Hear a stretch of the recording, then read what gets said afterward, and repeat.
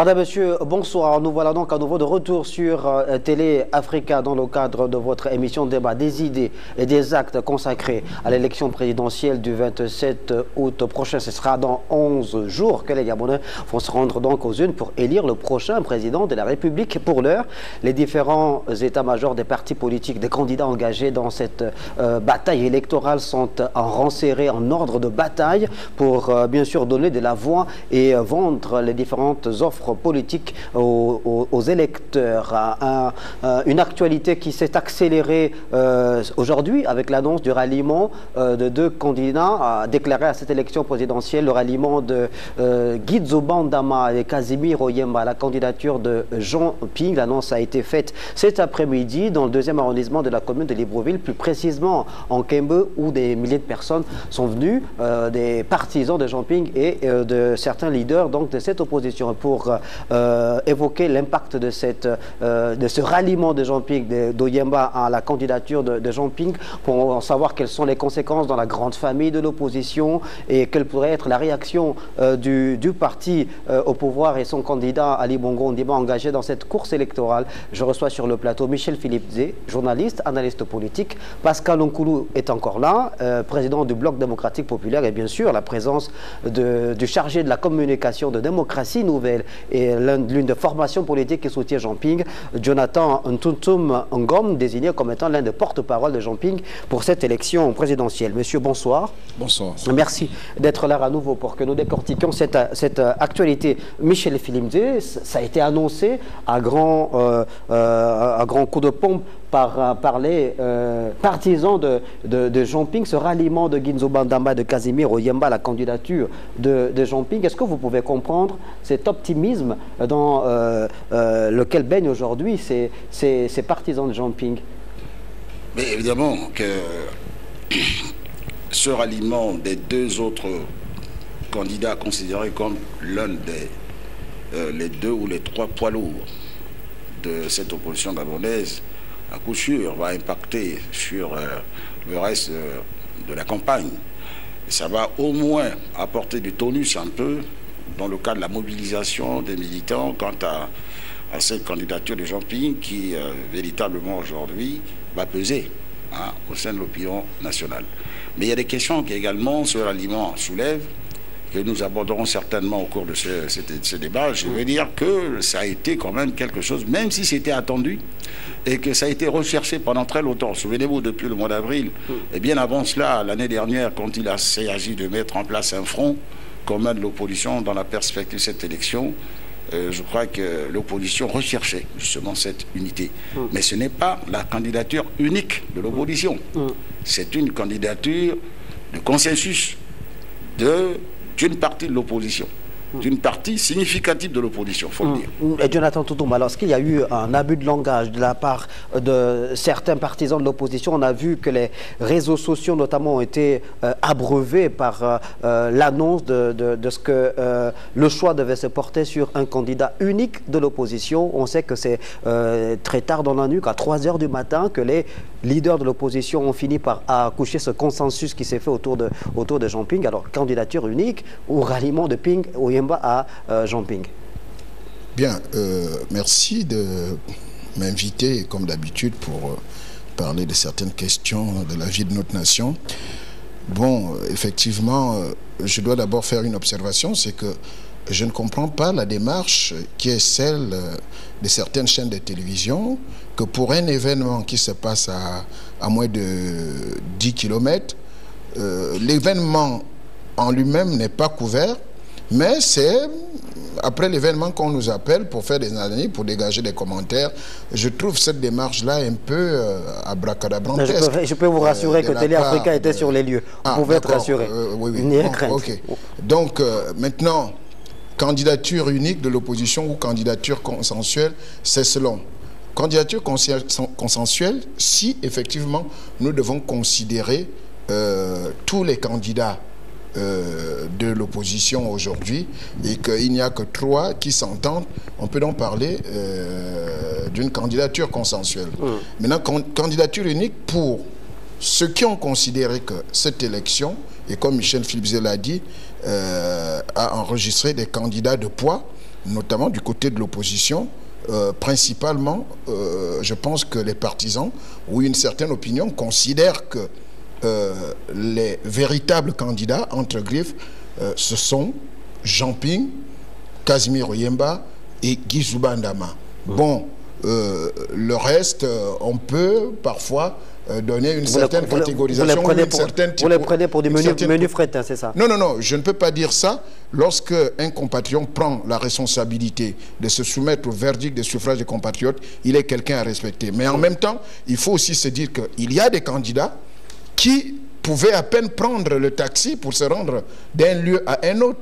Et subitement, ces candidats-là ont quand même trouvé les moyens d'avoir ne serait-ce que les 20 millions de francs pour payer la caution. Donc, à partir de là, l'opinion comprend que l'argent qui a servi au paiement de leur caution est bien sorti de quelque part. Et qu'à partir de là, on peut donc comprendre que ces candidats-là manifestent peu d'empressement à pouvoir rejoindre la démarche qui est celle de l'opposition, puisque ces candidats eux-mêmes n'ont même pas débloqué cet argent pour aller payer des cautions. Ce sont d'autres personnes qui sont allées payer au Trésor. On leur a remis seulement les récépissés de paiement pour les introduire dans leur candidature. On peut donc comprendre d'où sortait cet argent et qui a pu payer pour que ces gens-là soient candidats pour des motivations diverses qu'on peut aussi développer. Bref, la question n'est pas là parce que nous ne considérons même pas que ceux qui se portent candidats, même si je les respecte, que leur candidature soit de nature à faire balancer les résultats électoraux. Parce que si on n'arrive pas à se faire élire dans son propre canton, si on n'arrive pas à se faire élire dans son arrondissement, eh bien on comprend que ce n'est pas au présidentiel qu'on peut arriver à peser. Bref, maintenant, je pense que cette candidature unique ou cette candidature consensuelle a été d'abord exigée par une partie du peuple. Et Michel a bien relevé, ça a mis du temps à prospérer. C'est vrai que toute négociation n'est pas facile. C'est quand même des compatriotes, des poids lourds de cette opposition qui ont une certaine assiette populaire, qui ont un certain poids politique, qui se sont engagés à travers leur parti politique, comme le cas de M. Casimir Oyemba, et qui ont engagé leurs moyens, comme M. Guy Zuba Ndama, donc à partir de là, et qui ont derrière eux un certain nombre de cadres. Donc les décisions ne sont pas faciles à ce niveau. C'est vrai que le tournant final a mis 72 heures, et ce n'est que hier à 3 heures du matin qu'on a pu, qu'on est arrivé à un accord qui a pesé en faveur de Jean Ping. Oui, Michel Filimzé, vous voulez rebondir suite du propos de Jonathan Tonton? Oui, mais avec votre permission, je ne fais que moi commenter un peu les positions des politiques qui sont là. J'aimerais pouvoir avoir l'avis, l'opinion de M. Pascal. Il aura la parole tout à l'heure. Et donc, alors, par rapport à cela, je trouve très désobligeant le discours qu'a tenu M. Jonathan Tonton vis-à-vis de Raymond Donsima, qui n'est pas quelqu'un qui prend le taxi et qui aurait besoin qui est candidat. Bruno Ben Boubamba, je ne crois pas que ce serait, à moins qu'il élose dans le cas de ces menus frettins, de ces petits candidats qui n'ont pas un poids. Non, je crois qu'en politique, et la présidentielle n'est pas à mettre dans le même registre que les locales ou alors les législatives. Il s'agit d'un enjeu beaucoup plus important. Est-ce que je suis tout à fait d'accord que ça aura un impact réel sur la conduite, justement, de la campagne de l'opposition, que ça va créer un effet d'entraînement, mais qui est un effet marginal. Parce que, prenons juste l'aspect discipline électorale, discipline de parti. Nous ne pouvons pas garantir qu'on va procéder par arithmétique. Une arithmétique qui consisterait à dire, si M. Zouba pesait 50 000 voix, potentiellement, ce sont 50 000 personnes. On va y arriver. Donc, je crois qu'il faut se tenir seulement au seul fait que les trois principaux candidats se sont mis ensemble. Il y aura un impact certain sur la conduite de la campagne de l'opposition, mais que le résultat forcément n'est pas garanti. Si avant d'analyser, de faire un point sur l'impact de cette candidature consensuelle ou ce ralliement, je préfère encore cette expression, ce ralliement de Zuba Ndama et Oyemba à la candidature de Jean Ping, je voudrais d'abord que l'on essaie de décortiquer, de comprendre ce qui a pu emmener Guy Zuba Ndama à se rallier à Jean Ping ou Casimir Oyemba. Mais avant, avant, un petit retour dans l'histoire. L'histoire, c'est même trop long. Revenons quelques heures en arrière ou quelques jours pour écouter Casimir Oyemba. Le congrès de l'Union nationale du 5 juin 2016 m'a désigné comme le candidat de mon parti pour ces élections présidentielles. C'est ce qui fait que deux des principaux partis de ce front, l'Alliance démocratique et républicaine de M. Diop Divung Diding, d'une part, et l'Union du peuple gabonais de M. Moukani Iwangu, d'autre part, ont décidé, dans le cadre de leur parti, de m'appuyer et d'aller avec moi au combat pour la prochaine présidentielle. Donc c'est fort de cela, c'est fort de l'appui de mon propre parti d'abord, c'est fort de l'appui de l'ADER et de l'UPG que je suis candidat aux élections présidentielles. Donc je suis confiant et je pense que les Gabonais, eux aussi, le 27 août prochain, dans les urnes, me témoigneront cette confiance en mettant mon bulletin dans l'urne de façon que je sois élu le 27 août 2016. Mon retrait de 2009, je m'en suis déjà expliqué à plusieurs reprises. Je dirais que j'ai eu conscience qu'en me retirant en 2009, la veille du scrutin, j'avais causé à de très nombreux Gabonais qui croyaient en moi. J'ai causé chez eux une très grande déception. Je m'en suis expliqué à plusieurs reprises. Je conclurai là-dessus en disant que j'ai demandé les excuses des Gabonais qui ont cru en moi en 2009 et que je leur ai demandé de me pardonner aussi. Chaque homme politique, j'allais dire chaque être humain, probablement commet un jour ou l'autre une faute plus ou moins grave. Celle-là en est probablement une. Maintenant, 2009, c'était il y a 7 ans derrière nous. Nous sommes en 2016.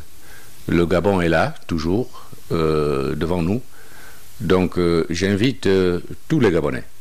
J'invite tous les Gabonais, et en particulier ceux que j'aurais déçus en 2009, de regarder vers l'avant, de regarder 2016, cette espérance nouvelle à tourner leur regard vers l'avant. Et c'est cet avenir-là que je leur demande de regarder. Et c'est par rapport à cet avenir-là que l'Union nationale, l'ADER, l'UPG et moi-même, nous pensons que je suis en mesure d'être utile à mon pays. Et c'est le sens de ma candidature cette fois-ci aux élections de... Voilà, on vient donc d'écouter le propos prononcé par Casimir Oyemba lors de l'annonce de sa candidature à cette élection du 27 août prochain. Pascal Oukoulou, qu'est-ce qui n'a pas marché pour qu'en quelques jours seulement, il y ait une fois de plus un revirement de situation du côté de Casimir Oyemba, qui pourtant, dans le document qu'on vient de suivre, disait avoir le soutien de l'ADER, de Diop Divung Diding et d'une partie de l'UPG qu'incarne Moukani Iwangu. Oui, il faut noter dans dans l'inventaire fait par M. Casimir Oyemba, quand il parle de l'ADER, il devrait dire une fraction de l'ADER. Quand il parle de l'UPG, quand il parle de l'Union nationale, il devrait dire l'une des fractions de l'Union nationale. Parce qu'aujourd'hui, l'Union nationale est fragmentée. L'ADER est fragmentée. L'UPG est plus que fragmentée. C'est-à-dire le socle politique sur lequel il aurait pu reposer une démarche politique structurée n'existait pas. Ça s'est vu 3 jours après l'ouverture de la campagne. Il a constaté que ça ne mordait pas, ça ne prenait pas. Vous savez, être candidat à une élection présidentielle, ce n'est pas simplement l'ambition ou la volonté, mais il faut pouvoir se reposer sur un appareillage politique solide. Cet appareillage politique permet qu'il se développe une organisation sur le plan national. Alors, quand vous avez des partis politiques fragmentés, comme l'Union nationale aujourd'hui, l'ADER de M. Difungué, qui se résume peut-être à quelques 3 membres, parce que tout le monde a pu constater que le gros des troupes de l'ADER est aujourd'hui avec le ministre Florentin Moussavou. Quand vous avez un parti fragmenté comme l'UPG de Moukani Ouangou, qui ne répond que de sa seule personne, parce que l'essentiel des autres troupes, on les voit, sont dans les autres fractions de l'UPG. Ça veut dire que M. Oyemba, et c'est dommage, parce que voilà quelqu'un qui volontairement fait un saut dans le vide. Après le plongeon de 2009, où il a survécu, cette fois-ci, il s'est véritablement brisé en 1000 morceaux. Et je ne pense pas que les Gabonais, parce que ce qu'il faut noter encore, c'est que la base de sa candidature est le fait d'un congrès. Le congrès l'investit. Des gens s'engagent, des gens ont foi à leur parti. Et ils se retrouvent entre apparatchiks du parti unique d'il y a 20 ans pour décider de la marche à suivre. Et là encore, les Gabonais vont se réveiller, se sont réveillés ce matin en disant, mais enfin, cet homme que nous avons investi décide comme ça, sans tenir compte du congrès. Enfin, moi, j'imagine, parce qu'on n'a pas eu vent qu'un congrès de l'Union nationale extraordinaire se tenait pour changer d'orientation par rapport aux élections présidentielles. Donc, ils décident. Et c'est voilà la façon dans laquelle ils ont toujours conduit ce pays. C'est-à-dire, c'est moi qui décide, les autres n'auront qu'à suivre. Mais je pense qu'au XXIe siècle, ce n'est pas l'approche la plus politique qui puisse être. Et je plains véritablement tous les jeunes que je connais dans l'Union nationale qui avaient fait de la campagne de Oyemba un défi pour restructurer le parti et le réasseoir. Je voudrais simplement dire à cet effet, en ce qui concerne ce ralliement, parce que M. Guizou Bandama, on n'en parle pas, mais il est exactement dans la même posture, c'est-à-dire il n'a pas du tout de relais. Il a essayé de faire des tournées. Il a vu qu'au niveau du message vis-à-vis des populations, il y avait une telle rupture qu'il a choisi d'abandonner. Donc là aussi, il a fait un autre saut dans le vide. L'exemple que je voudrais prendre pour doucher rapidement les ardeurs de mon frère Jonathan, c'est que, vous savez, Jonathan, si vous prenez on n'a rien de mauvais, Jonathan, pour l'instant. Deux faibles ne font pas un homme fort. Deux faibles, un faible plus un faible, ça donne deux faibles. Ça ne fera jamais un homme fort. Le plus bel exemple, c'est quoi? C'est si vous prenez une coccinelle, vous connaissez les petites voitures coccinelles là, vous en prenez 10, 15, même 1000 n'iront jamais plus vite qu'une voiture de Formule 1. Tout le schéma politique du Gabon aujourd'hui est celui-là. C'est-à-dire, il y a certes ce qu'on croit être en parenthèse des grands hommes politiques, mais en fait, qui ne se sont reposés que sur un appareillage politique qui les a bien et longtemps servis. Ce qui a fait que par l'effet de la fortune financière qu'ils ont acquis, ils pensaient être des grands hommes politiques. La réalité, c'est qu'au premier essai, c'est des échecs. Au deuxième échec, pour Oyemba, c'est des échecs. Et ça ne pourrait être qu'une suite d'échecs. D'accord. Jonathan, Michel Philippe Nzé, alors quand on s'appelle Casimir Oyemba, qu'on a été gouverneur de la BEAC, Premier ministre du Gabon, ministre d'État pendant plusieurs années, et que successivement on a 2 rendez-vous manqués avec l'histoire en ce qui concerne la présidentielle, est-ce que ça peut être inquiétant pour lui? C'est très inquiétant. C'est très inquiétant parce que moi je ne vois pas par quelle alchimie est-ce que ce monsieur, tout à fait respectable, qui est présenté par gens qu'ils connaissent bien, comme étant quelqu'un de très haute moralité, de très bonne tenue, et qui, par la force des choses aujourd'hui, parce que si on fait une comparaison, tous les prétendants actuels à la présidence de la République, c'est celui qu'on peut qualifier de monsieur propre, qui n'a pas véritablement été mouillé à faire des détournements, et son passage à la primature dès les années 90 quand même a laissé de très bonnes traces au niveau du pays. Mais comme le dit Pascal Nkoulou, il ne suffit pas d'avoir été un grand homme politique pour pouvoir, je vais dire, miser un pari sur un acquis, sur ce qu'on appelle un vivier politique. Alors vous parlez d'homme politique, pour décrire Oyemba, on l'a souvent présenté comme un excellent technocrate, mais on est en politique. On est en politique.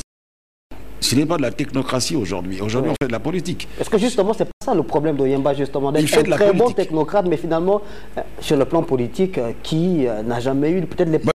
Tout cela explique cela. Tout ceci explique cela. C'est qu'il était véritablement pas très à l'aise dans ce rôle qu'on lui prête ou les ambitions que lui s'est données. Et je pense qu'il est très mal à l'aise dans cet exercice.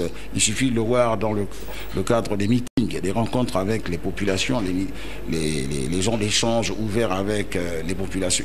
Ils sont très mal à l'aise. Il est rigoureux, carré, et il dit ce qu'il a à dire. Il n'a pas une véritable empathie qu'il crée une osmose avec les populations. C'est vrai que c'est un technocrate à la base, mais il s'est investi là en politique. Mais je voudrais quand même dire que tout ce qui se passe aujourd'hui, en alliance, les alliances et les mésalliances, me paraissent pas du tout extraordinaire. Ça fait partie du jeu politique, ici ou ailleurs. Ça se fait avec bonheur et malheur. Aujourd'hui, l'expérience de cette candidature consensuelle, je persiste dans le mot, cette alliance, est-ce qu'elle prospérera? Est-ce qu'elle permettra justement à cette opposition enfin de pouvoir battre le candidat du PDG? Je n'en sais rien. Toujours est-il que ceux-là qu'on a présentés comme étant les poids lourds, Guinzouba Dama et Casimir Oyemba, j'ai en pied d'argile. Jonathan Tuntum, Casimir Oyemba, Guinzouba Dama sera allé donc à Jamping. Est-ce qu'au niveau de l'opposition, au regard des points de vue qui viennent d'être développés par Pascal Filimzé, on ne pense pas que c'est un soutien je veux dire, c'est un feu de paille au regard de l'expérience d'acteurs politiques des deux hommes? Non, moi je ne peux pas qualifier, c'est normal, je ne peux pas qualifier cette action de feu de paille. D'abord, j'ai envie de dire que par rapport au premier propos tenu par Michel Filimzé qui me tensait d'avoir été désobligeant envers certains candidats. Non, je pense qu'à un moment donné, parfois, l'exercice de la vérité s'impose dans certaines situations. En même temps, je ne pense pas, je voudrais vous rassurer que j'ai eu à travailler avec M. le Premier ministre Raymond Ndong-Sima, donc je ne peux pas considérer que M. Ndong-Sima soit un poids léger en politique. Lorsqu'on connaît ses états de service, notamment sur le plan économique, et le peu de temps qu'il a passé à la primature, il a laissé quand même des bonnes traces parce que... voilà. Et donc, moi, je ne peux pas le traiter ainsi, mais j'ai envie d'ailleurs, je pense que ces ralliements ne sont pas finis, puisque je voudrais vous dire qu'à un moment donné, M. Raymond Ndong-Sima a dû suspendre d'abord sa participation dans le processus. Mais rien ne dit qu'il nous reste une semaine et quelques jours de campagne. Rien ne dit qu'il n'y aura pas d'autres ralliements. Ça, je peux vous en dire, même si je ne peux pas trahir ici un secret politique, si tant est que j'ai fait partie parfois de ceux-là qui bénéficient de la primauté d'une certaine information. Mais je voudrais vous annoncer déjà que, par exemple, même au niveau de la société civile, il y a le député démissionnaire, M. Nzibabege, qui se trouve aujourd'hui en France et aux États-Unis en train de faire des négociations, qui a annoncé aussi son ralliement à Jamping et qui viendra faire sa déclaration, je pense, le jour de son arrivée, le 18, à l'aéroport international de Libreville. Donc, c'est le seul parce qu'il m'a autorisé... une information exclusive oui, que vous donnez sur le plateau de Télé Africa. J'espère qu'il ne fera pas un montage déplacé là-dessus. Mais en même temps, je vous donne cette information parce que lui, je l'ai eu au téléphone tout à l'heure et il m'a donné, de là où il se trouve aux États-Unis, cette information. Il m'a autorisé de la diffuser. Maintenant, ça veut dire que ces députés démissionnaires, j'en viens à M. Pascal Nkoulou, il n'y a pas que l'Union nationale qui soit en lambeaux, comme vous le dites, et je ne sais même pas en quoi. Non, moi, je n'ai pas dit lambeaux, j'ai dit fragmenté en lambeaux. Non, en lambeaux, c'est vraiment le bon constat que vous faites. Justement, je vous dis merci, quand une entité, taisez-vous un peu, je vous reprends, quand une entité est fragmentée, ça signifie que c'est en lambeaux. Divisé, mais c'est le même champ lexical. Si vous aviez fait un peu de grammaire.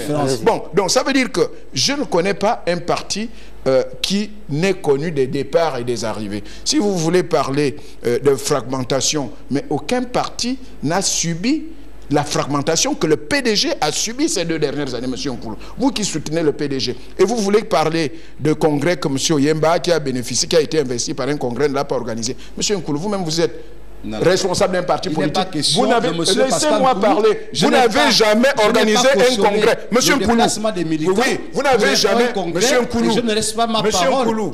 Vous voulez être dans l'indiscipline? Jonathan, Monsieur Nkoulou, moi je porte la parole d'un parti et d'un candidat. Allez-y, Jonathan. Bon, mais j'ai envie de vous dire que vous-même, vous êtes responsable, président d'un parti politique, il paraît que ça s'appelle Bloc démocratique populaire. Vous n'avez jamais organisé un congrès pour apporter votre soutien à M. Ali Bongo. De quelle légitimité voulez-vous vous prévaloir si vous n'aviez pas organisé un congrès? Ça signifie deux choses. Soit vous êtes dans l'indiscipline, où vous n'avez pas du tout de militants pour les réunir pour un congrès. Et j'opte pour la deuxième hypothèse, vous n'avez pas de militants. Donc vous ne pouvez pas organiser de congrès. Vous-même, vous êtes d'abord, vous n'avez pas la carte de votre parti. Est-ce que vous avez la carte de votre parti? Déposez la carte de votre parti ici. Vous n'avez rien. Donc vous n'avez pas de militants pour organiser un congrès. Ce n'est pas la peine de faire des remontrances de ce genre à M. Casimir Oyemba. À un moment, les structures politiques peuvent partir de la base jusqu'au sommet, ou bien partir du sommet jusqu'à la base. Ça dépend de l'option choisie en politique. Donc, mais j'ai envie de... Cette action ne fait pas, pour venir à votre question, parce que cette candidature unique ou consensuelle s'explique par deux faits, de mon point de vue. Premièrement, le pouvoir a toujours justifié ce qu'ils appellent victoire par le fait que l'opposition soit divisée. C'est comme si ce pouvoir voulait léguer à l'opposition les vestiges du parti unique, parce que dans aucune démocratie au monde, on n'a jamais vu un pouvoir qui demande à ce que l'opposition soit unie pour présenter un candidat unique. Mais le pouvoir se gargarise en disant, pour justifier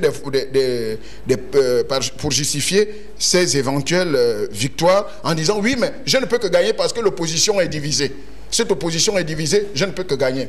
Premier fait. Donc, avec un candidat unique de l'opposition, je pense que cet argument peut passer difficilement, premièrement. Deuxièmement, il y a la communauté internationale qui aussi a été lancée dans cette histoire en disant oui, on ne voit pas comment cette opposition divisée peut aller aux élections, peut gagner des élections. Et souvent, cette communauté internationale a toujours cru aux résultats qui lui ont été donnés parce que il y a la prétendue division de l'opposition. Mais cette communauté internationale ne nous montre pas l'exemple d'un pays au monde démocratique où il y a eu l'unité de l'opposition jusqu'à aboutir à une candidature unique pour gagner des élections. Cet exemple n'en est pas. Mais les Gabonais vont quand même l'essayer. Justement, c'est la question que je... Mais dernier facteur, j'ai dit trois facteurs. Ça fait deux facteurs. Troisième facteur, il y a que le peuple a lancé des messages à cette opposition en disant vous êtes dispersés. Pour éviter de nous orienter dans cette dispersion de nos voix, réunissez-vous entre vous trois. Le peuple n'a pas parlé. L'opinion, j'enlève un peu le mot peuple, l'opinion qui s'est adressée à cette opposition n'a pas parlé d'autres candidats. Ils ont dit, vous êtes trois, réunissez-vous, choisissez un d'entre vous trois. Et donc, voilà les trois facteurs qui amènent à cette candidature unique ou à cette candidature consensuelle. Pour l'instant, mais je dois vous assurer que les ralliements vont devoir se poursuivre. Je vais vous passer la parole, Michel Félizé, mais juste rebondir sur le développement de Jonathan Ntuntum, justement. Vous nous aviez dit à plusieurs reprises ici dans ce studio, sur ce plateau, quand vous revêtiez votre habit d'universitaire, que vous ne pensiez pas un seul instant que cet appel à la candidature unique ou la candidature unique était la panacée pour l'opposition. Mais vous savez, en politique, il n'y a pas de déterminisme. Les éléments peuvent évoluer très vite. En fait, la vérité de maintenant ne sera pas celle d'1h du matin. Vous savez que, j'ai envie de vous dire quelque chose. Vous avez appris très vite en politique. Hein. Oui, je vous dis... Il y a encore quelques mois, c'était l'universitaire. Non, j'ai envie de vous dire quelque chose. C'est-à-dire, même quand un régime s'apprête à tomber, ce régime ne montrera jamais des signes de faiblesse. Vous avez le cas de Mobutu, 2 heures avant sa fuite de Bagdolit, il disait toujours qu'il allait tenir et qu'il allait bouter hors les rebelles. Et puis, vous avez le cas de Moussa Traoré. Mais j'ai envie de vous dire que les éléments en politique changent très vite. Et donc, moi je pense que la candidature unique, à partir du moment où il y a ces trois facteurs que je viens de développer, à un moment donné, même monsieur Casimir Oyemba, dont on connaît les états de service, à un moment donné, peut se rendre compte que, bon, sa seule personnalité ne compte pas. Monsieur Djizoubandama et bien d'autres qui vont suivre durant les 7 ou 8 jours de campagne qui restent, peuvent se rendre compte que leur personnalité compte peu et qu'à un moment donné, lorsque l'intérêt supérieur de la nation l'exige, on peut faire un dépassement de soi et laisser de côté son ego pour satisfaire l'opinion qui demande une certaine position. Cela est très noble. Vu du point de vue de M. Jonathan, c'est très noble. Vous savez, M. Ping, dans une déclaration qu'il a faite sur sa chaîne de télévision, parlait des Français nous ont dit. Les Français nous ont dit, unissez-vous.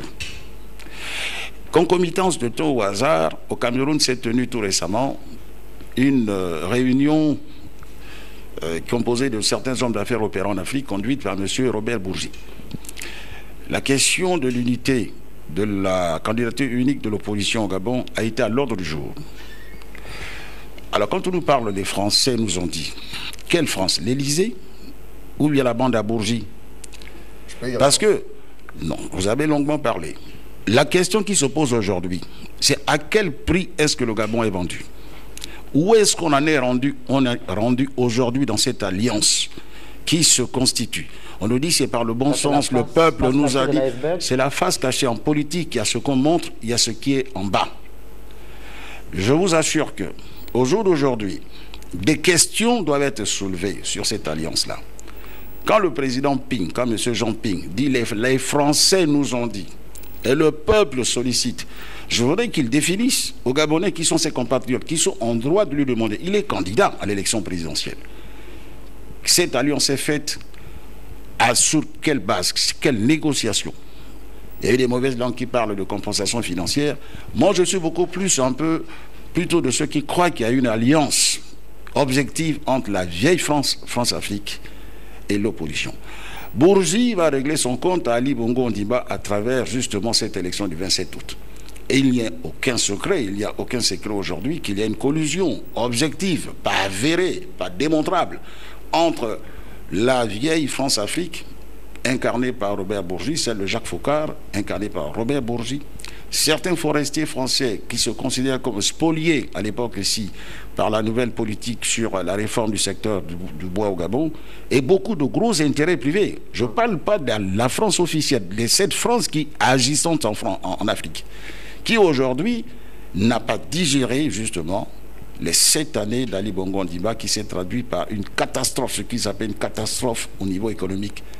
Leurs intérêts ont été menacés.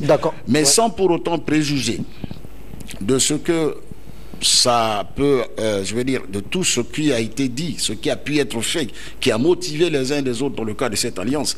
La question est là. Il faut bien qu'on nous dise, c'est bien de nous dire, c'est la population et puis la communauté internationale. Je n'ai jamais vu un exemple où la communauté internationale vient dire à une opposition nationale, mettez-vous ensemble dans une candidature unique. De quel droit? Quelle communauté internationale? La communauté internationale vous dit, tenez des élections correctes, tenez des élections qui tiennent la route. Ça c'est officiel, des élections. Ça a été dit. Maintenant, cette communauté internationale qui dit à nos opposants à eux, à nos opposants à nous, réunissez-vous dans une candidature unique pour avoir une chance de gagner cette élection, ça m'inquiète moi en tant que Gabonais. Il faudrait, si ce n'est que ça, une alliance qui... Ils se sont réunis hier pendant 5 heures ou 6 heures de temps. C'est à 3 heures du matin que la décision a été prise. Il y a eu de fortes négociations, il y a eu de fortes pressions pour qu'on aboutisse justement à cette alliance-là, qui n'est pas mauvaise, mais à condition que cela soit une alliance motivée par le patriotisme de responsables gabonais de haut niveau qui s'engagent dans une élection présidentielle qui peut-être leur permettra à eux de diriger ce pays demain. Par conséquent, nous, Gabonais, il faut qu'on sache quels sont ces Français, quels sont ces amis qui sont à l'extérieur, qui les ont amenés justement à prendre cette décision. Rappelez-vous que c'est depuis l'année dernière que justement cette opposition cherche à s'unir et que par extraordinaire, en l'espace d'une soirée ou d'une semaine, quelques 5 jours ou 6 jours après le démarrage de la campagne, 5 jours ou 4 jours après le démarrage de la campagne électorale, que cette opposition réussissent, après 6 heures de négociation, à se mettre d'accord sur une seule candidature. 12 heures de négociation. Voilà. Je vais poser la question à Pascal Coulot, parce que Michel Philippe a ouvert une brèche qui est trop importante, bien sûr. Aujourd'hui, la jeunesse africaine, au travers des publications qui sont faites par certains jeunes élitistes, mais même sur les réseaux sociaux, cherche à s'affranchir du tutorat d'une certaine France. On a écouté les propos de Robert Bourgi, effectivement, dans les médias internationaux, qui rappelait dans quelles conditions Guinzo Bandama aurait, avec lui, installé Ali Bongo Ondimba à la tête du Gabon en 2009. Est-ce que ce n'est pas inquiétant quand le président Jean Ping, candidat à l'élection présidentielle, dit justement qu'il y a la communauté internationale ou une certaine France qui a appelé à ce qu'il y ait cette candidature unique de l'opposition? Est-ce que ce n'est pas inquiétant? Ce n'est pas seulement inquiétant pour ce qui est de l'avenir de notre pays, mais c'est beaucoup plus inquiétant sur le plan économique, parce que, inévitablement, ce type d'engagement renvoie à une perte d'un pan de notre souveraineté économique. La question est de savoir, un peu comme Michel Philippe le dit, quel va être le secteur qui risque d'être hypothéqué pour longtemps au détriment des Gabonais. Parce que c'est important que ces questions soient soulevées maintenant. Ce d'autant plus que, comme on l'a pu le constater, ça fait un peu plus de 3 ans que des acteurs politiques ont l'ambition de s'unir, mais n'y arrivent pas. Il faut 72 heures ou 6 heures de temps pour se mettre d'accord. Quels ont été les éléments motivants? Ce constat dont nous fait état, M. Jonathan Toutoum, tout le monde l'a sous les yeux. Le besoin de l'appel des populations qui date depuis l'élection 2005 de Mamundou avec les autres opposants. Et ensuite, ce constat, on l'a depuis l'élection de 2009, parce que tous ceux qui sont aujourd'hui un tout petit peu candidats à voter l'avaient déjà été en 2009. Bon, est-ce qu'on peut considérer ce chemin comme étant un chemin issu de leur réflexion ou alors d'une motivation extérieure sur des garanties politiques qu'on leur donnerait pour mieux asseoir leur action? La question qu'il faut se poser, effectivement, à ce niveau, c'est quel est le plan de souveraineté sur le plan économique, peut-être même sur le plan institutionnel, qui va être de nouveau lésé pour l'avenir de notre pays. Jonathan Toutoum, il est vrai qu'en politique, la ligne droite n'existe pas. Est-ce que aujourd'hui, l'opposition, Jean Ping et les autres, estiment qu'ils sont à même de faire tous les pactes possibles? L'essentiel, c'est qu'il y ait alternance à la tête du pays. Non, je pense qu'en politique, la ligne droite existe, mais elle n'est pas la plus courte. Elle existe, mais elle n'est pas souvent la plus courte. C'était juste pour corriger cet aspect-là. Mais en même temps, je pense que Michel Philippe pose là des questions très importantes par rapport à l'analyse stratégique qu'on peut faire entre le Gabon et la France, et même à l'analyse géopolitique et géoéconomique. Mais en même temps, j'ai envie de dire que aujourd'hui, on s'inquiète de l'attitude de Bourgi. Moi, je ne suis pas au courant que Bourgi ait tissé des alliances avec l'opposition gabonaise. Ça, c'est de la responsabilité de M. Philippe qui est bien informé. Non, Robert Bourgi l'a dit lui-même. Je dis, Michel, ce que Robert Bourgi a dit, et on se pose la question ici, quel est le pan de la souveraineté qui va être bradé ou qui a été bradé ou qui a été promis en gage par rapport à cette alliance? Je suis ignorant de l'existence d'une telle alliance, mais en même temps, il faut reconnaître que tous les acteurs politiques au Gabon, qu'ils soient de la majorité ou de l'opposition, ont des amis extérieurs. Et ces amis extérieurs peuvent quand même dire, non, tel que l'orientation que vous prenez ne peut pas prospérer à cause de. Ça ne veut pas forcément dire que ça fait partie. Quand l'influence de ses amis est trop forte. C'est aujourd'hui que les attitudes de Bourgi inquiètent. Mais en 2009, Michel et Pascal, Bourgi déclare à la présidence de la République, la France n'a pas un candidat, mais mon candidat c'est Ali Bongo Ondimba. Est-ce que vous aviez dénoncé ces propos? Je pense que non. Et lorsque, à un moment donné, on a vu des Français s'exprimer sur l'accession au pouvoir du président sortant, le président Ali Bongo, mais personne n'a dénoncé cela. Donc, moi je dis, à un moment donné, la situation politique évolue. Il se trouve que les liens d'amitié qui ont existé entre M. Bourgi et la nomenclatura de l'émergence que peut-être ces alliances, ce mariage-là, ne peut plus résister à l'effet du temps. Maintenant, peut-être Bourgi peut se retrouver ailleurs, mais vous n'avez jamais dénoncé cette phrase de Robert Bourgi lorsqu'il était le bon allié du pouvoir émergent. Mais maintenant, est-ce que ce positionnement peut être considéré comme vous avez posé la question tout à l'heure? Moi, je dis non. Non, et non parce que pour l'instant, je vous ai donné 3 faits. Et moi, j'ai fait partie de la société civile pendant longtemps. Nous avons travaillé avec l'Union européenne, et même récemment, puisqu'il y a des observateurs de l'Union européenne qui ont travaillé avec la société civile et qui ont dit aux acteurs de la société civile, mais lorsque vous dénoncez souvent les résultats, est-ce que vous ne voyez pas que la division de l'opposition pose toujours du tort? Et non, ça signifie... Non, c'était dans le cadre d'une discussion informelle. Non, en pleine séance de travail. C'est une informelle. Donc ça signifie l'Union européenne fait partie de la communauté internationale. Mais c'est pas Bruxelles qui a demandé, ça vient pas de Bruxelles. Justement, ça c'est une ingérence. C'est pas la voix de Bruxelles. C'est pas la voix de Bruxelles. Mais c'est pas la... C'est l'Union européenne. Mais c'est l'Union européenne. Le Parlement, le président moi j'ai envie de dire, ce n'est pas parce qu'une institution ou une organisation internationale pose une question, ce n'est pas parce que vos amis extérieurs vous posent une question ou vous donnent une orientation que forcément cela veut dire que vous avez bradé une partie de la souveraineté de la nation. Ce n'est pas nouveau, je suis d'accord, mais qui a commencé cela? Vous savez l'affaire. Vous connaissez l'affaire Elf, qui a impliqué le chef de l'État gabonais et l'État gabonais. Mais vous connaissez l'affaire des équipements militaires, qui a impliqué un entrepreneur français et le chef de cabinet actuel du chef de l'État, et dont l'argent s'est retrouvé dans un compte au Bénin, avec en moindre mesure l'implication des hommes d'affaires comme Seydou Khan. Mais ça signifie qu'il y a une partie de la souveraineté, dont la partie économique, M. Nkoulou, qui a été bradée parce qu'on... Je voulais vous rappeler un fait important. Donc, à partir de là, vous êtes mal placé, M. Nkoulou, en faisant des remarques. S'il y a des gens qui ont... Non, s'il y a des gens qui ont bradé une partie, s'il y a des gens qui ont bradé... Oui, Michel, je veux vous donner la précision. S'il y a des gens, permettez-moi cette phrase, s'il y a des gens qui ont bradé une partie de la souveraineté, la plus grande partie, donc la souveraineté économique, c'est bien le régime PDG Bongo. Et je suis bien placé parce que... Mais je fais Jonathan, j'ai été au ministère des Mines et du Pétrole et pour l'instant, je n'y suis plus, donc je ne suis plus tenu par une obligation de réserve. Je peux vous montrer des documents où certains contrats pétroliers ont été signés au désavantage du Gabon. Merci. Donc, à partir de là, vous êtes un peu mal placé pour parler c'est bon, on vous a écouté. De la compromission d'une partie de l'opposition.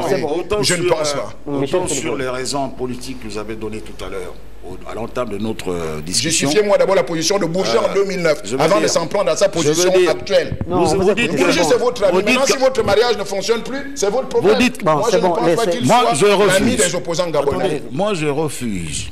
Je refuse tout simplement. Comme vous l'avez d'ailleurs dit, en politique, ce n'est pas une ligne droite. Et ce qui est vrai hier n'est pas vrai aujourd'hui. Vous l'avez dit à l'instant. Ça veut dire que ce que Bourgi a fait hier, je ne lui permettrai pas, moi en tant que Gabonais, à mon humble niveau, de pouvoir le refaire aujourd'hui. Parce que les conséquences seront beaucoup plus graves. Parce qu'il s'agit de potentiels présidents du Gabon. De potentiels dirigeants de ce pays. Nous avons pris un peu de distance par rapport à France-Afrique. Depuis l'arrivée à la tête de ce pays de M. Ali Bongo, on dit les faits que vous rapportez par rapport à l'achat d'armes à la société Marc, les tenues militaires, n'est-ce pas? Monsieur le directeur de cabinet du chef de l'État était à l'époque conseiller du ministre de la Défense. Donc le président de la République était à l'époque ministre de la Défense nationale. Ce n'était pas le sommet de l'État qui était engagé. Les faits pour lesquels monsieur Meksan Akrombe Sinkane a été interpellé en France pour être entendu, ne relève pas du moment où il est à son poste actuel. Donc, ne mélangeons pas les choses. Il s'agit aujourd'hui de ne plus jamais prêter le flanc. Mais c'est avancer à reculons. Le chef de l'État a réussi au moins, reconnaissez-lui ce mérite-là, de dire que le bois du Gabon ne se vendrait plus en grumes à l'extérieur. Nous savons les méfaits, les conséquences graves économiques et financières que cela a entraîné pour certains investisseurs, opérateurs économiques français installés ici au Gabon et en France. Alors, au jour d'aujourd'hui, nous avons la crainte tout à fait légitime qu'une grande partie du secteur économique gabonais retombe entre les mains de ces gens-là sur la base d'un accord électoral. Et c'est une question, mais je vais dire, la libération dont vous parlez du Gabon, la vraie libération du Gabon, j'entends un peu ce mot-là, on se croirait en Afrique du Sud ou en ex-Rhodésie. La vraie libération, c'est pas faire partie Ali Bongo Ondimba et ça, les gens étrangers. La vraie libération, c'est nous libérer des chaînes de l'Hexagone. Les chaînes. Vous vous rappelez bien le livre de M. Benjamin Son, l'ancien ambassadeur du Gabon, des États-Unis au Gabon, qui rapportait les faits en 90, que le Gabon a eu qui racontait comment l'ambassadeur français a failli en venir aux mains avec son homologue du Portugal. À Sao Tomé et Principe, où se sont retrouvés à Troyes pour discuter des questions, l'impératif de changement démocratique au Gabon, où l'ambassadeur français a dit le cas du Gabon. Ce qui touche le Gabon est d'un intérêt stratégique, de l'intérêt stratégique pour la France, et qu'il n'est pas question d'introduire la démocratie intégrale à l'exemple de ce qui se fait ailleurs au Gabon. Je vous rappelle en même temps que la France n'a jamais joué un rôle franc dans l'instauration de la démocratie au Gabon. Alors moi je suis étonné que les gens... C'est ce rôle qui vous a permis, au pouvoir actuel de se maintenir. C'est ce rôle de la France qui a permis au pouvoir actuel de se maintenir depuis 50 ans. Et c'est ce pouvoir, ce système que nous voulons... Vous n'êtes pas en meeting. Je vous dis, on est entre nous, nous nous connaissons bien. Mais laissez-moi parler, je termine par là. Je ne crois pas que des gens qui veulent présenter un modèle démocratique réellement tel que vous prévalez, vous en prévalez d'être des démocrates, vous voulez instaurer une démocratie réelle au Gabon, que vous nous rameniez avec la France-Afrique et des amis français. Mais vous avez quelques nous auraient... Mais moi je dis... Vous allez empêcher une partie de l'opinion de ne plus avoir des amis. Vous savez que tout financement, toute injonction... Vous n'allez pas m'empêcher moi d'avoir des amis.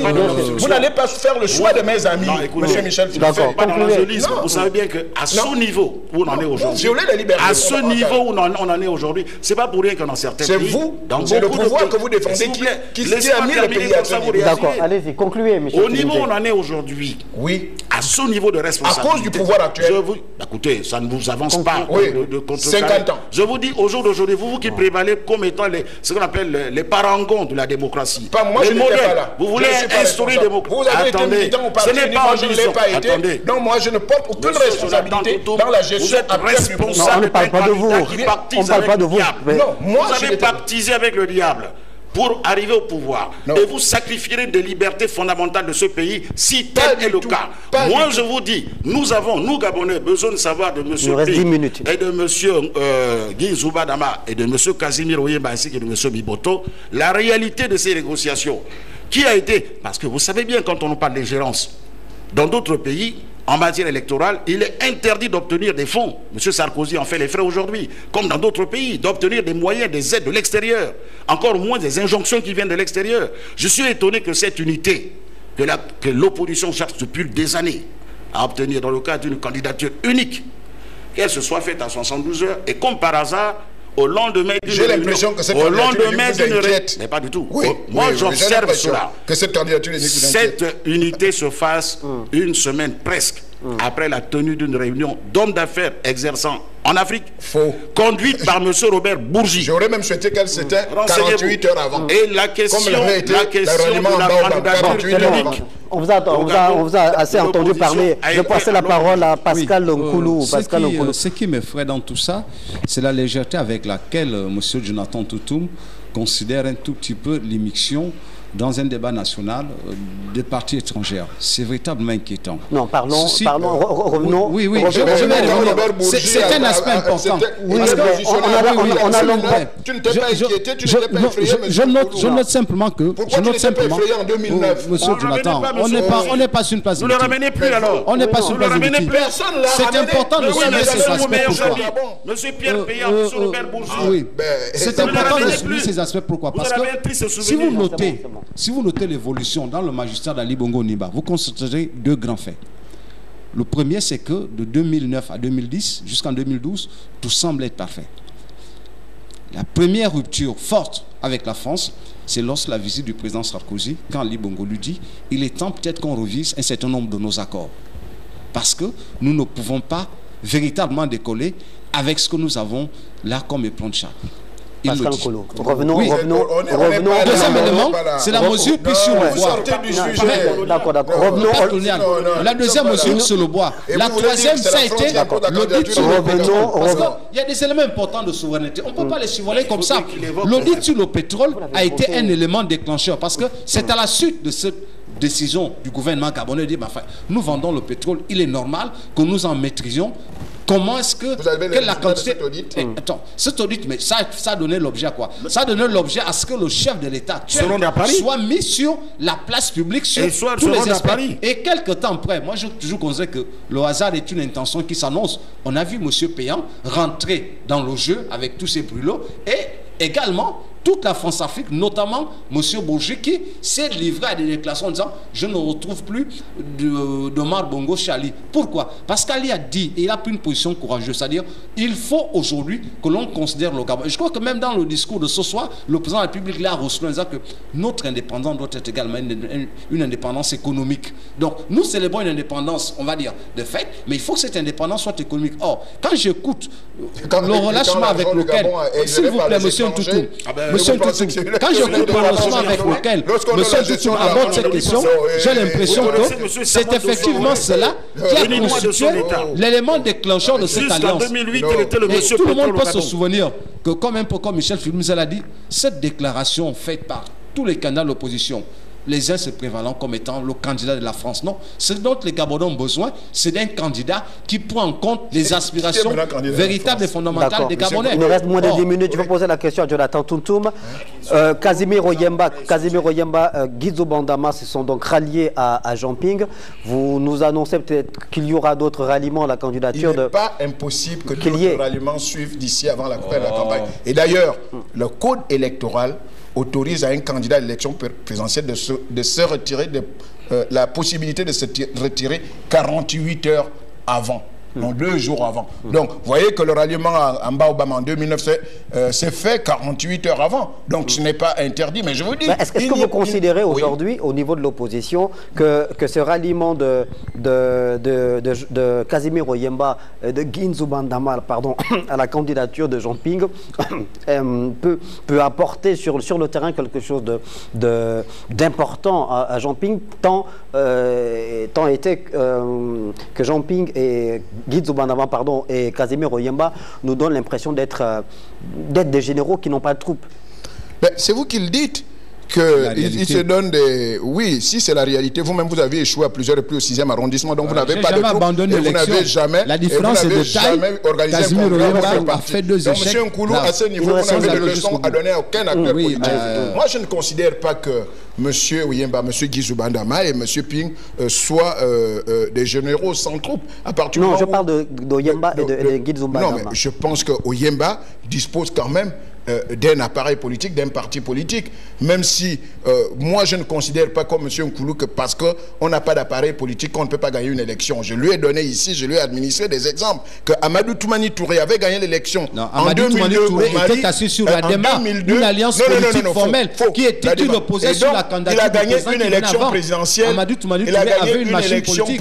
C'est pas le cas. Il a gagné une élection présidentielle sans troupes. Vous voyez même des grands partis malgré des alliances qui perdent des élections. Oui, et donc, oui, moi je suis respectueux des débatteurs. Oui, donc moi je dis, ces gens-là, moi je ne peux pas considérer comme qu'ils sont des généraux sans troupes. Sinon, comment expliquer l'affluence qu'il y a eu lieu tout à l'heure? Et d'ailleurs, si Télé Africa était effectivement présente là-bas, vous auriez pu montrer, je m'insurge d'ailleurs contre l'élément que vous aviez montré, qui est décontextualisé par rapport à l'actualité de ce soir. Si vous étiez là, vous devriez démontrer l'extrait de Casimiro Yemba en s'exprimant aujourd'hui. Oui, mais c'est pas un montage, c'est pas un montage ça.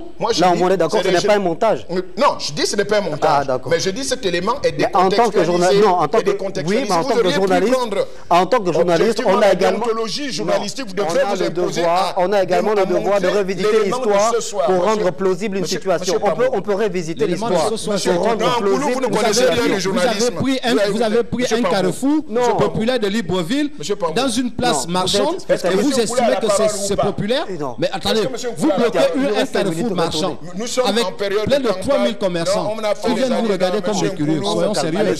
Terminez votre propos. Donc j'ai envie de dire que M. Guizo Bandama et M. Casimiro Yemba ont une partie de la population gabonaise qui les suit. Et donc, ils ne peuvent pas être considérés comme des généraux sans troupes. Sinon, comment expliquer l'affluence qui a eu lieu aujourd'hui au Carrefour Nkembo? Donc, je pense que ce ralliement pourrait donc apporter un plus à M. Jean-Ping et apportera, je l'affirme dès ce soir, que ce ralliement apportera un plus. Mais sauf ce qu'il faut retenir, c'est que ce n'est pas des exigences mathématiques, ce n'est pas des réalités mathématiques en matière électorale. Je veux dire par là qu'aucun leader politique n'a dans son enclos un électorat. On peut assister à comment on dit, à des sorties du potentiel électoral d'un acteur politique, comme on peut encore assister, ça peut aussi avoir un effet, un bémol psychologique de la part des électeurs qui peuvent se dire, au moins, pour une fois, ils s'unissent, ben, nous allons voter pour celui qu'ils ont désigné. Un catalyseur, donc, ça peut avoir un catalyseur, pas un bémol. Oui, bon, un catalyseur, pas un bémol. Oui, mais en même temps, j'ai envie de dire que le fractionnement de l'électorat ne peut pas s'expliquer par des données absolues mathématiques. Donc, à ce niveau, j'affirme que le ralliement de ce soir va créer un choc en faveur de Jean-Ping. Et c'est pourquoi d'ailleurs, M. Nkoulou, qui me rappelait toujours que M. Nkoulou me disait toujours, oui, cette opposition avait fait un engagement en Tchoréré de présenter un candidat unique. Où est ce candidat unique? Mais maintenant qu'il y a un candidat unique, M. Nkoulou est effrayé, il s'inquiète. Mais de quoi as-tu peur, M. Nkoulou? C'est la démocratie, M. Nkoulou. C'est bien que vous l'ayez signalé, sinon je l'aurais fait, que la question n'est pas un report de voix arithmétique. Et vous avez négligé un élément important, le facteur ethnique, le facteur tribal, qui fait que M. Nzouba a un certain potentiel d'électeurs, mais M. Nzouba n'a pas un contrôle sur ses électeurs qui pourraient ne pas le suivre dans son aliment. Et je crois qu'il faudrait tenir compte de ça.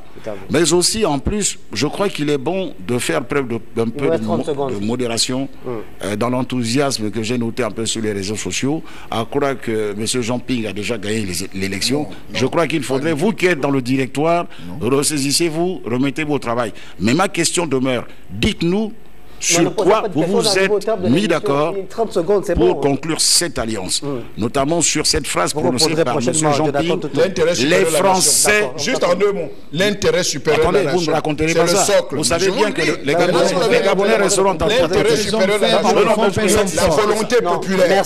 Merci. Je me satisfais la volonté populaire. L'intérêt supérieur de la nation. Les Français nous demandent... Jonathan Toutou, merci d'être passé. Merci, monsieur de la régie, vous pouvez balancer le générique. Merci, c'est la fin de l'émission. On se retrouve demain pour un autre débat sur cette question liée à l'élection présidentielle. Bonne suite des programmes sur votre chaîne préférée.